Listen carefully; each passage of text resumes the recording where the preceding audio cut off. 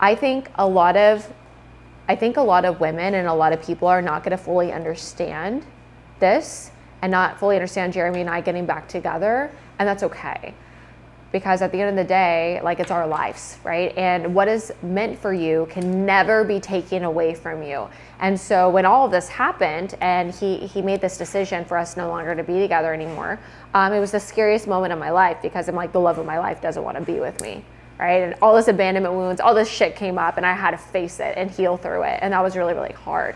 Now, a month prior to all of this, I had this moment where I rededicated my life to like God, and I stopped drinking and wanted to go on a cleanse and just really wanted to get focused on myself and what I wanted to do. And so when all this happened, it was so crazy, because every time I've ever gone through a breakup or something before, it's because there's something really, really wrong with me, and I'm like, okay, I have to do all this stuff, all this growth to become more. And when this happened, it was so weird, because I was already going through that healing process. And so I was like, okay, I just need to surrender fully into this.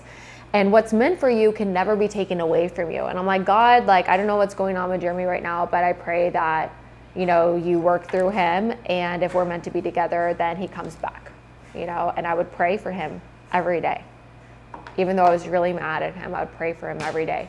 And I also had to ask myself, like, where the hell did I go wrong? Because there takes two in a relationship. Like, if he wanted to leave, then that meant that I did something that would cause him to feel pain, to not want to be in the relationship anymore.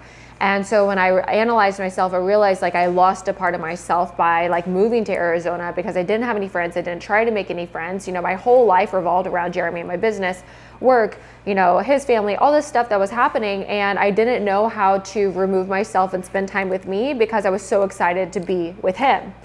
And so that caused, you know, like a neediness, and it caused me to like be anxious, and we didn't know like how to navigate some of those things, because we didn't understand our attachment styles.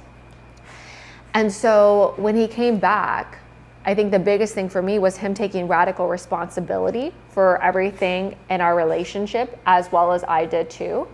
And him doing deep work and healing and working on himself every week, and like doing trauma work, because I've done so much trauma work as well. And him understanding like our attachment styles, him avoidant attachment, me anxious attachment, and understanding where the breakdown went in conversation so that we could be better.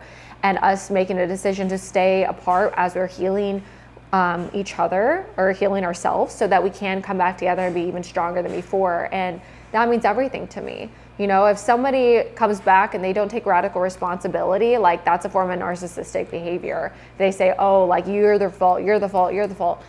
If somebody takes radical responsibility and they're willing to work on themselves and willing to become the best version of themselves so that you can be together, why would you not want to entertain that? Why would you not want to be with that person, especially if our goals and our vision for our life is so much bigger than everything else? You know, maybe God did this for us, like, you know, and we took this moment to heal so that we can come back together, so it can be even more beautiful before. And like, I'm willing to fight for that all day long.